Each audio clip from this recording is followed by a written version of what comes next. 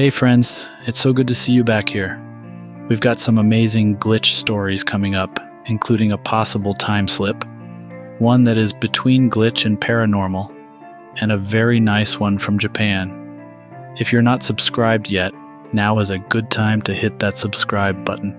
And if you're subscribed already, well, you're awesome. Anyways, thank you for listening. First glitch. I finally got my childhood house all to myself in 2016, and after going to college and then getting a job, I moved back in. My parents had moved to Florida, the sun and stuff, you know. The house was old, and I loved it. There was that one thing, though, that needed to be changed immediately. The wallpaper in the living room, not my style, old flowers and dull colors. So one weekend I thought, let's change it. Went to a store, rented a machine, a steamer, I think it's called. I started peeling the wallpaper, and it was kind of fun, actually.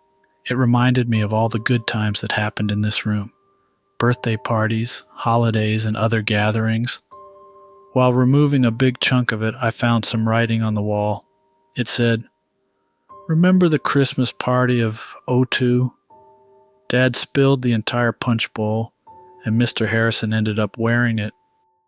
I laughed, 'cause I remembered it. Dad was clumsy that night, and Mr. Harrison looked like a punch-soaked sponge. It was especially funny to me because Mr. Harrison was my dad's boss. Good times. I wondered who wrote that note because I didn't recognize the handwriting. But I was happy someone left this secret message for the next person taking on the wallpaper project. Later, I was Skyping with Mom and brought it up. She laughed about the incident, but then got puzzled. "That's strange," she said. "We changed that wallpaper in 2001. So, how was there a note about 2002 on it? That's when I started to realize something with this whole thing was off. I couldn't believe it. My parents are organized types, so if they said 2001, it was definitely 2001. Couldn't sleep that night. Just kept thinking about that note. Why was it there? The next day, I did some snooping in our attic. Found a box. It said a 2001 renovations. Checked inside. Yep, there were receipts and stuff for the wallpaper. 2001. So my parents were right. I had to be sure about the Christmas thing. Looked through old photo albums and found it. Our living room, all Christmassy, and Mr. Harrison, all wet from the punch. Date on the photo? December 25th, 2002. It was just too mind-boggling. How was a note from 2002 behind the 2001 wallpaper? It made no sense. Now every time I look at my living room wall, I think about it. The only possible explanation is that sometime between January 2001 and December 2002, someone removed the wallpaper, wrote the note, and then put the wallpaper back on. All of that without my family noticing? Who would do that? Next glitch. Picture this. It's a lazy Saturday, and I'm in my backyard with my friends Kurt and Mel. We've got our drinks, the sun's shining, life's good. As Kurt's attempting and failing to make us laugh with another one of his dad jokes, we hear this huge crash coming from next door. On that lot is a vacant home. The house is old and it's been falling apart for a while now. We've never seen anyone go in or out of it, and we've never heard any noises coming from it until now. The crash was loud, like some massive piece of the house had just fallen off. We all jump, and my dog's on high alert, growling toward the high fence separating my yard from the lot. Now I ain't no hero, but Kurt, Mel, and I decided we needed to find out what the heck happened. So we make our way around the corner, getting a clearer view of the building's entrance but still maintaining some distance. Because safety first, right? Doggo's with us, clearly uneasy. As we're standing there, puzzled and kinda expecting some raccoons or something to come out, The door opens super slowly. This guy steps out, except he's not stepping out normally. He walks out backwards, then descends the 2 steps, again, backwards, leading to the alley. The man's movements during this backward sprint were so fluid it felt unnatural. It was like watching a movie scene being rewound, each motion perfectly mirrored in reverse. His arms pumped in rhythm with his legs, but it was his face that really got to me. It was pale, like he hadn't seen sunlight in years. His eyes were wide open, and they fixed on us with a cold, vacant stare. No emotions, no acknowledgement, just a blank, empty expression, as though he wasn't truly seeing us. He was quickly down the street and out of sight, disappearing behind a corner. Mel finally blurts out, "Okay, please tell me you both saw that too?" Kurt, looking pale as heck, goes, "Saw it? I'm gonna have nightmares about it." Dog's still growling, staring at the direction the guy vanished into. So if anyone's seen anything like this or knows what's up with reverse walking creepy blank-faced dudes, let me know. Otherwise, I'm seriously considering moving to another planet. Next glitch. So I was an US Air Force brat living in Germany and had traveled to Venice, Italy with family during summer vacation. Encountered a lot of new things like riding the train into Venice, gondolas, Italian architecture, and a brief stint in 15th century Doge's palace. Myself, my mother, father, and my uncle's family were touring the city, and we wound up at Doge's palace following behind a tour group and just meandering around the grounds. We walked into a large room that was referred to as the courtroom. It was about the size of an indoor basketball court, but a lower ceiling. And I remember the tour guide mentioning something about the scandalous and deadly events that took place there. Anyway, I remember looking at the back of my mother's head and then doing a survey of the room. It was really crowded with tourists, and there were bright lamps and wall lights everywhere. There was the sea of noise from multiple ethnic and culture groups intermingling together. Anyone who's been to international touristy places knows the loud murmur of multiple dialects and languages being spoken at once. As soon as my vision broke away from the back of Mother's head, she instantaneously disappeared, as did that murmur of people. In my peripheral vision, I could see a vast difference in the amount of light being cast in the room and the change in light temperature hues. Everything was suddenly muted and flickering. The room still had the same dimensions and the same general layout, but suddenly any and all signs of modern society had simply vanished. The whole room suddenly had a very different feeling about. A heaviness, an air of hostility took over the room. It was menacing and dark, unlike the current state of light and airy. I could see the soot patterns on the room and the torches casting a faint trail of it skyward towards the ceiling. Something about the light and shadows stands out about this encounter more than anything else I remember. The transition from modern day to the past was nearly instant, however slow enough to process the fact that something was changing, much like someone walking past a doorway and casting a shadow over a room. In this temporal instance of time dilation or whatever, I could see people, 2 guards with pike-like weapons standing by one of the doorways. I could clearly see the skeletal structure of the room as if someone peeled back the opulence from the walls and ceiling. The throne was still where it was in modern times, but everything else about the room seemed vacant. I began to pivot in order to double-check that I was in the right place and not lost, the whole time soaking in the visual and auditory surroundings.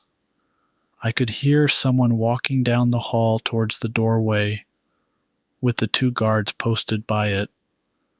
I could hear that hollow echo of each footstep as it echoed off the bare walls, floor and ceiling in this large open space.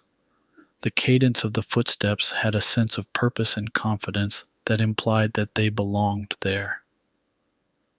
As I was still pivoting around to see what the hell was going on, I locked eyes with the man whose footsteps I could hear approaching. He stopped in the doorway and locked eyes with me for a brief second, as if I wasn't supposed to be there. I wasn't sure what was happening, but I immediately got the impression that he wasn't sure what to make of me either. I remember him having a mustache, trimmed but not precise, deep dark brown eyes, a pursed mouth. At this point, we're talking about 20 seconds of time has elapsed since I saw the back of my mother's head leave my sight. I could feel the adrenaline gearing up, and the fight or flight response getting ready to launch. I figured that I wasn't sure what was going on, but I didn't think I wanted to stick around to find out what that guy thought about my presence either. Suddenly, I felt a tap on my shoulder and snapped around quickly to confront whatever. It was my mother. Before I could process the information feeding from my eyes to my brain, I was suddenly back in the brightly lit, loud, busy room I was just in before these events. It was like the way a TV displays an image and then redraws the screen. 1 millisecond, I was hundreds of years in the past. The next millisecond, I was right back in modern time. My mother had a puzzled look on her face and asked me, "Where did you go?" That about caused me to shit myself. My mother was referring to the fact that I apparently suddenly stopped in mid-movement in the room and just seemingly checked out for a second. I told her what I had just experienced. She, being a very religious person, attributed it to the devil and evil spirits and just kind of moved on. I was bewildered and immediately left the area and waited for everyone else to finish their tour of the palace while I waited outside questioning reality for an hour. To this day, I have no freaking idea what happened, and am barely able to describe the experience with any degree of precision that does it justice. I had a few unsolved mysteries moments while living in Europe, but this one was leaps and bounds above the rest. I suppose that with my active imagination, passive environmental observations, and power of suggestion, I could have just had a funky brain fart moment, but the vividness and time-lapse were so visceral.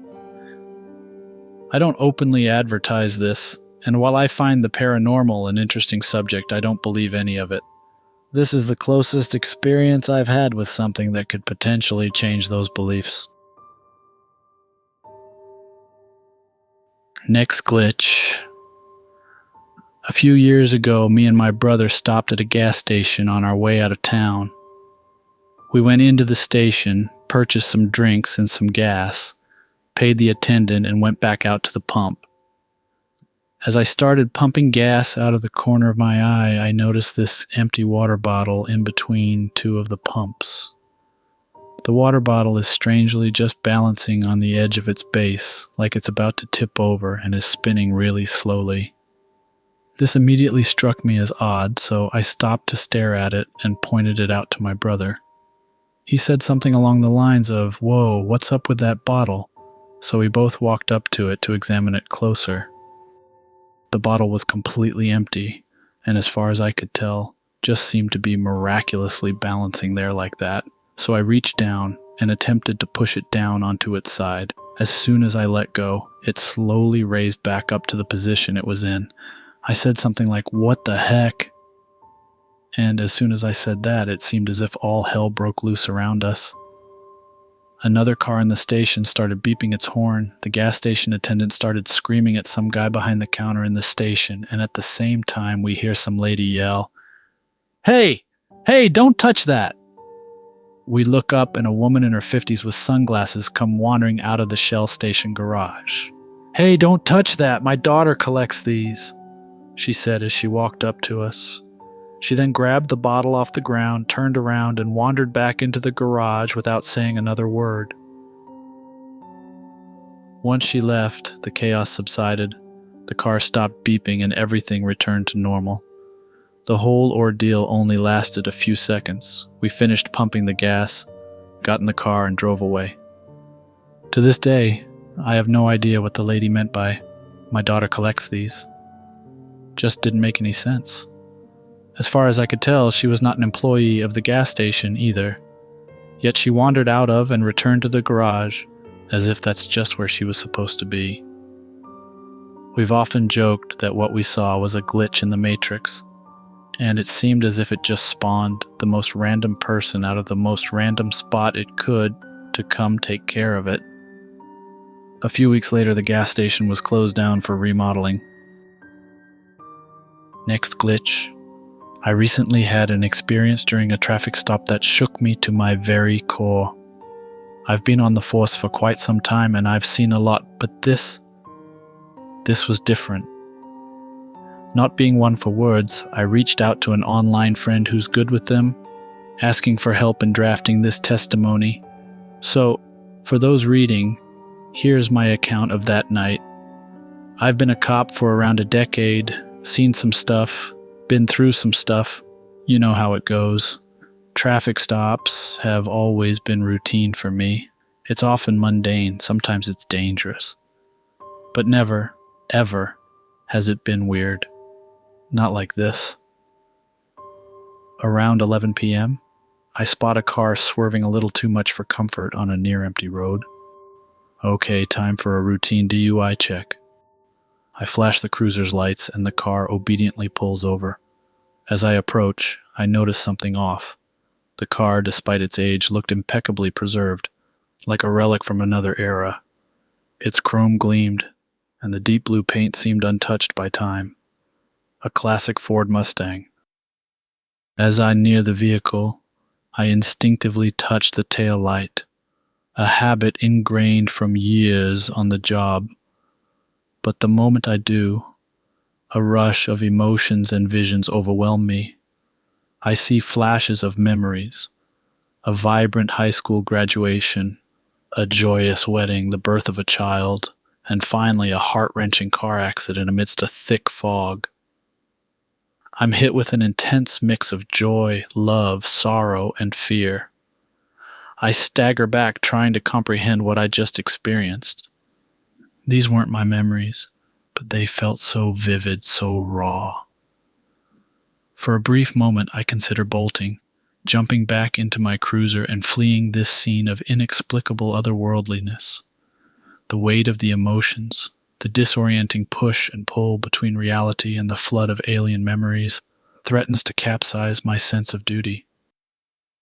Taking deep breaths, I ground myself, reminding myself of the oath I took, the countless times I've faced the unknown. With every ounce of resolve, I force myself to carry on, to complete the stop, to find answers. Regaining my composure, I continue to the driver's side window, flashlight in hand. But what I see, or don't see, is where the story goes off the rails. There's no one in the car. I mean no one. My mind races.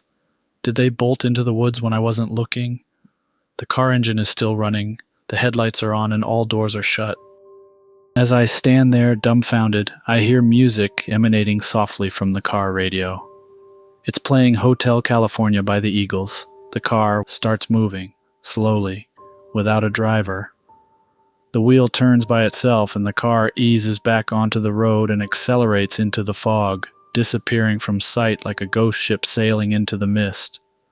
I rush back to my cruiser, hit the gas hard and chase after it, but no matter how fast I go, the Mustang stays just ahead. Finally, after what feels like an eternity but was probably only minutes, the fog lifts like a curtain, and the car is gone. Poof. No side roads, no driveways, no plausible explanation. Back at the station, I nervously played the dash cam footage. There it was, the Mustang, clear as day, standing still on the road. But what baffled everyone was the fact that despite the car's evident presence, no driver was visible. So there it is. My glitch in the Matrix story that's turned me into one of the believers. Got any ideas or similar experiences? Because I've replayed this 1,000 times in my head, and each time it just makes less and less sense. Maybe it was a ghost car or a time-traveling car, or I'm trapped in some simulation. Next glitch. I live in Kyoto and I learned English at school. So I'm sorry if my English is not perfect. I'm trying my best. I have a small apartment to call home. One cold winter night, I was watching Netflix on my 27-inch TV. I was hooked on the show I discovered, but suddenly the program stopped and a very strange image appeared on the screen. It's like a bird's eye view of Kyoto. At first I thought, is this an Apple TV screensaver? However, after waiting for a while, the scenery started to come closer. It zoomed right up to the neighborhood where I live. I was like, wow, am I in the picture? It kept zooming in. The streets, the buildings, and my apartment. My heart was going too fast and I was really confused. Why my room? A prank? Did someone tamper with my TV? Those thoughts swirled around in my head and I couldn't stop them. And things got even worse. The camera came right up to my window until outside the window. And in my room, shown on the screen, was a person who looked just like me. But he wasn't doing what I was doing. He stood up, turned around, and looked straight into the camera. Because in real life, I was still sitting. I felt like I was looking at a different version of me. And suddenly, the strange sight disappeared. The TV went back to the Netflix pause screen. I felt super anxious, so I got up and checked the window. Maybe there was a camera or a drone, but there was nothing. All I could see was the snowy road outside and the lights of Kyoto. I tried to sleep that night, but it was hard. Every time I closed my eyes, thoughts of that strange television flashed through my mind. Was that a dream? For days I felt sick, and sometimes late at night, I had the eerie feeling that there was another me in the room, right behind me. But when I turned around, there was no one there, just a quiet room and a TV. That's my story, a very suspicious TV story. Congrats! You made it to the end of the video. If you enjoyed it, why not hit that like button?